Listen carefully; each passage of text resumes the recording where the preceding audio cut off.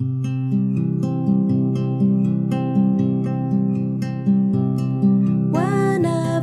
I hear the song of a bird or look at the blue, blue sky,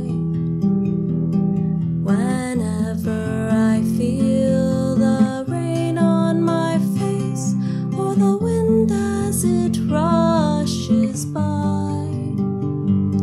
whenever I touch a velvet rose or walk by our lilac tree, I'm glad that I live in this beautiful world Heavenly Father created for me.